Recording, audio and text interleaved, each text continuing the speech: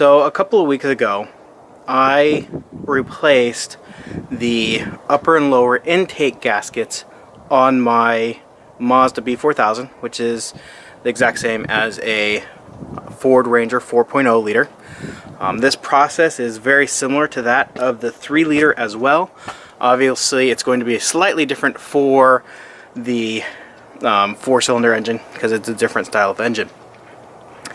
I did not record a video while I was doing the work for a few reasons. One, I wanted to focus just on the repair itself and not have to worry about messing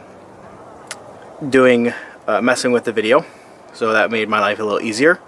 I also wanted to focus on doing the job right. I spent a lot of time doing research while I was doing it, and so I didn't want anybody to watch a video I put together that wasn't correct.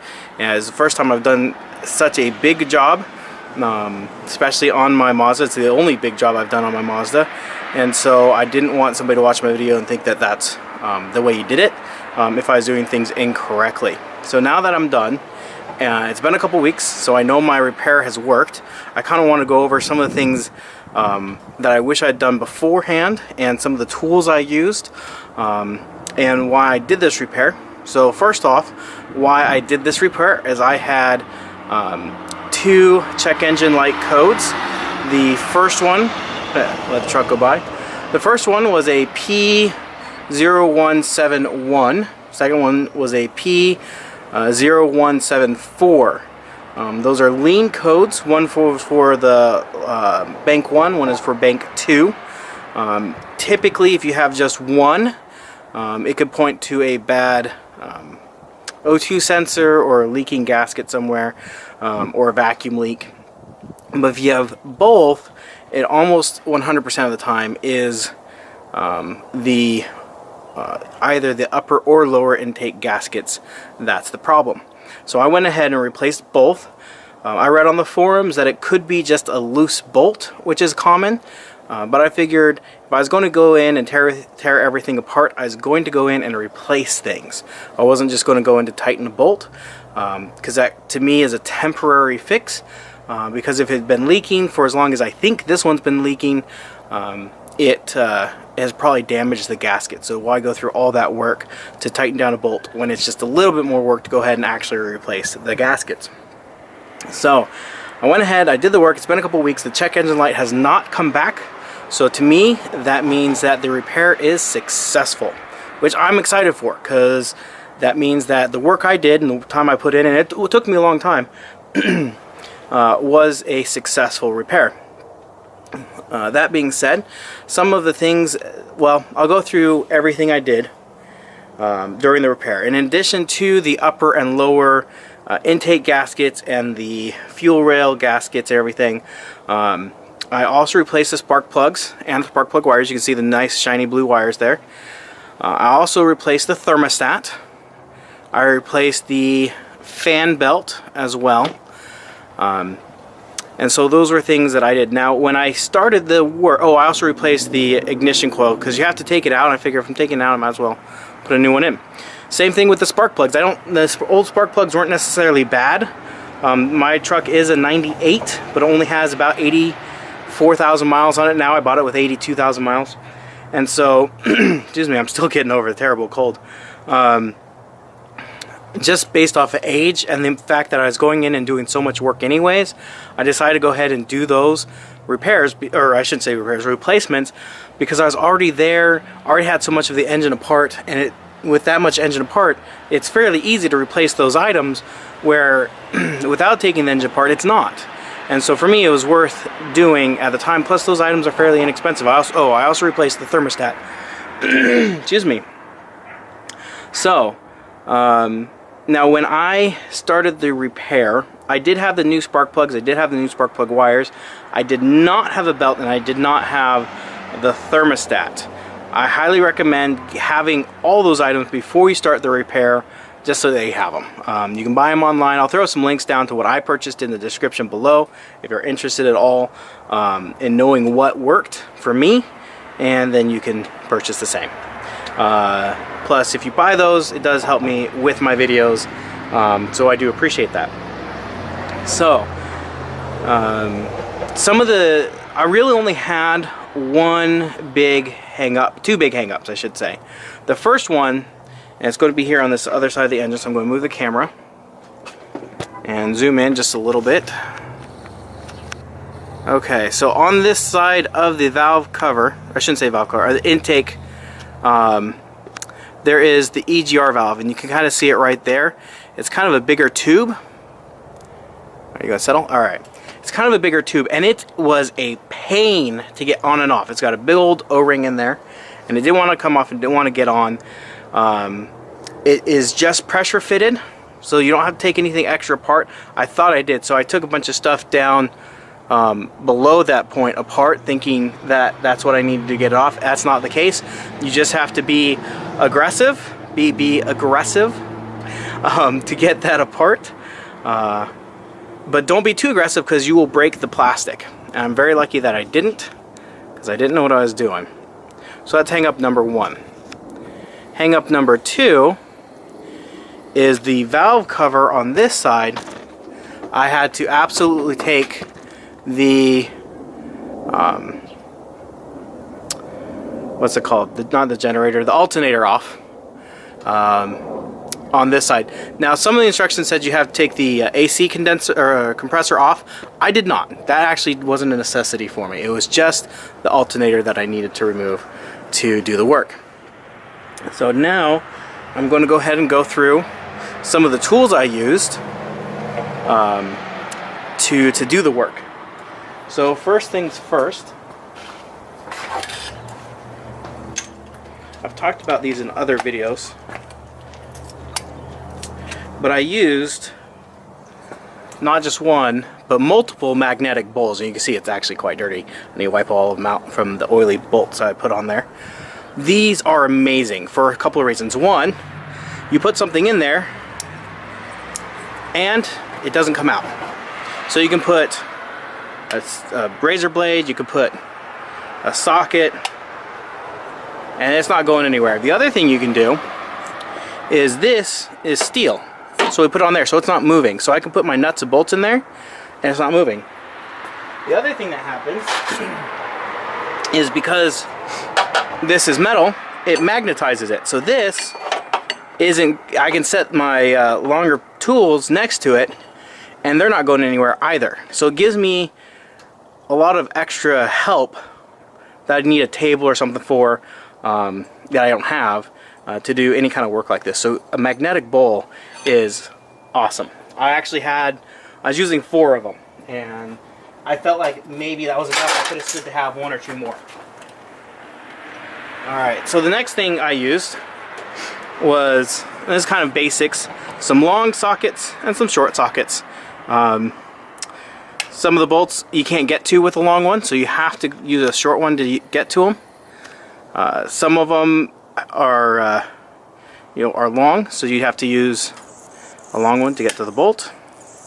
And the razor blade I use to clear off the old gasket material. So you want to make sure you have a razor blade available. Use it gently to scrape and not to cut with, to get the old gasket material off.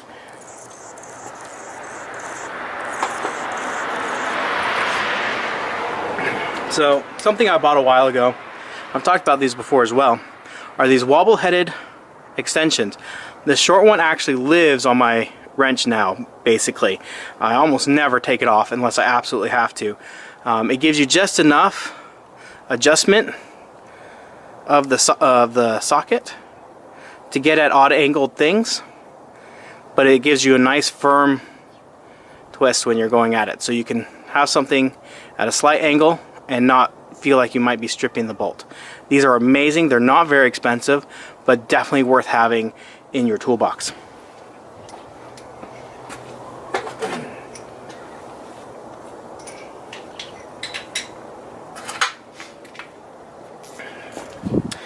The next nice thing to have in your toolbox, especially for some of these smaller bolts, is a ratcheting wrench like this.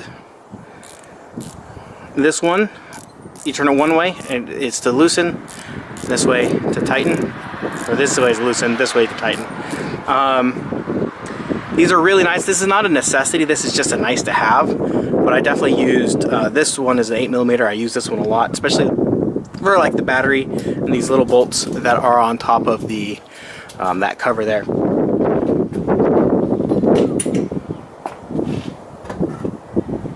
Okay, you will need a Torx bolt, or excuse me, a Torx socket for this job specifically. This one is a Torx E7, so that is a necessity for this particular repair. Some call it a star, but it's a Torx.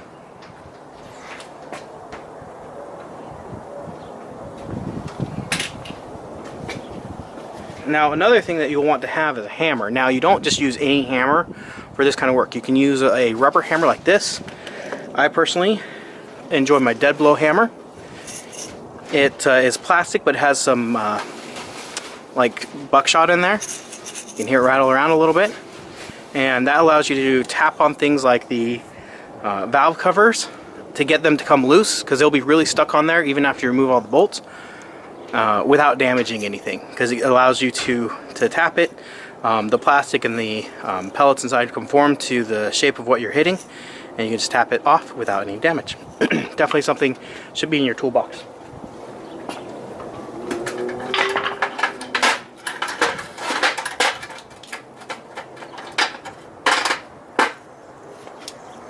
Alright, so these next two things that I used, these are magnetic tool grabbers. This one, it has a much stronger magnet and has a light on it. The battery in it actually has died. I used it so much the other day. That's actually a light there, so if you need to find a tool that's fallen down into something, you can use a light to grab it. This particular one has tines that pop out and grab onto stuff that you've dropped.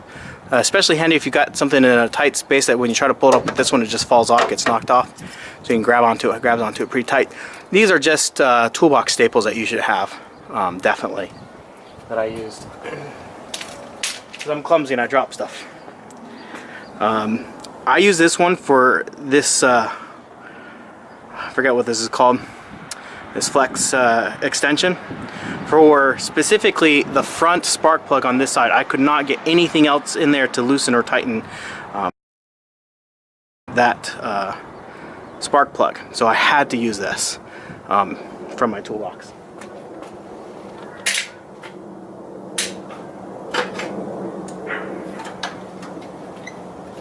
Alright, so this is a wrench I've had for a little while. And I use it almost exclusively now. It's got a nice long handle. The flex head is really nice. I have a normal ratchet that's just straight, and I just don't use it as much. I find myself using this way more because it allows me to get on a bolt but lift my hand up just a little bit, especially if there's not a lot of room, because it means I don't scrape or beat up my knuckles as much. So I've really liked this ratchet. So that's really been nice. I also have this one, and this one's a little bit different because on this side you have your what was that, 3/8. On this side you have a 1/4. So it actually has two ends to it. They are both flexible. It's nice and long. It doesn't have a very good handle, so I wouldn't use this if you're trying to get off a bunch of bolts. But you have a lot of little ones, or if you're having to go between sizes a lot, this is really nice to where you have a couple ends. You could just, what I did is I just left a specific size socket on both of these that were smaller. I think this one, I used this for something else more recently. I left like a size 8 on this side and size 10 on this side that I could get to without having to swap out ends.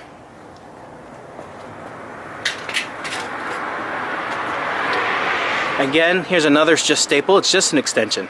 A lot of kits do not come with a very long extension if they come with one at all. Make sure you have a nice long extension. It'll save you a lot of time and a lot of frustration trying to reach down. Now some of the other things that I used, I'll put over here that are on the ground here. The first one is my little shop vac. Now this is my only shop vac. I got it for Father's Day a few years ago, and I absolutely love it. One of the best Father's Day gifts I ever received from my wife. And when you're taking things apart on an engine, it's going to be dirty, and you don't want any of that dirt falling in. So what I did after I took off each major piece, or as I took them off, I vacuumed them and just clawed up as much of that loose dirt as I possibly could. That is my smaller torque wrench, torque wrench. And this one is in foot-pounds. I do need one in inch-pounds because some of these were in inch-pounds, but I converted them to foot-pounds, and this could go down as low as I needed it to. But I would definitely get one in foot-pounds. It's a more accurate, or in inch-pounds instead of foot-pounds for this particular job.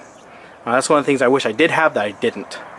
I went through several bottles of brake clean. That's definitely something you want to have in advance as well. You're going to want to clean those tools. You got to make those surfaces that you're putting the gaskets on as clean as possible.